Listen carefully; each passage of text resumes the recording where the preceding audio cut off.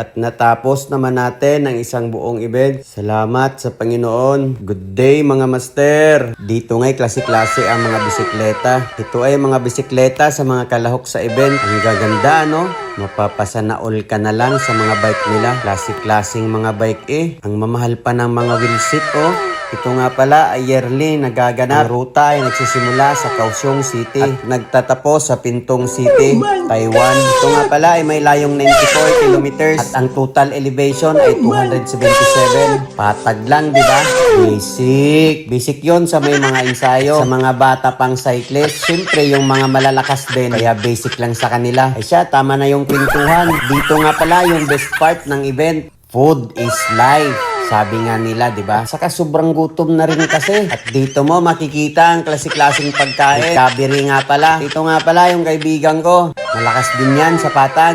At dito naman ang mga pagkain, pasta, chicken curry, at seafood. Guys, ang dami talaga. Ito may pastries pa. Grabe, nakakaumay tignan. Siyempre, di pa huli yung team captain namin dyan. Sabi nga niya dito ay, kaya pala ako pinulikat. Kasi sobrang bigat ko na sa aking dala. O, tignan nyo ba naman yung dala niya? Parang nag-grocery. Kapitan, nag-grocery ka ata sa feed zone. Pwede naman yun. Naka-register tayo, kapitan Bawi na naman ang kapitan namin. Ay siya, ilagay mo na nga sa bag mo. Kaya ka pala may dalang bag Ang dami niyang kapitan Mamigay ka naman, kapitan. Ay, sana all talaga. Maraming laman ang bag. At dito nga, natulog na aming kapitan. Kumuha nga pala akong pagkain dito. Para pag-uwi namin, busog na. At dito ay pauwi na kami. Kanya-kanyang uwian na sa aming mga van, sa aming bus na sasakyan pauwi. Diba? Ganyan kaganda dito guys sa Taiwan magbike. Nasakyan nila yung mga bike nila sa van. Ang daming bike Ang gaganda pa ng mga bike nila mga master. Yun po, ang ganda talaga. Niningning aking mga mata. At habang pauwi kami sa aming biyahe, ito ang forma ko. Tignan mo ba naman?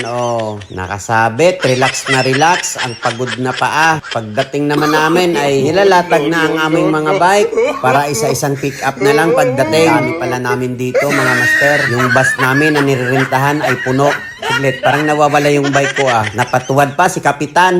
Ayun pala, yun Di ko mahanap Kinakabahan ako Hoy, Kulnago, andyan ka pala. Dito ngayon, nakauwi na ako sa bahay mga master. Mayroon na naman tayong isang medalya. Na pala ang aking koleksyon na medal mga master. Thank you for watching. God bless.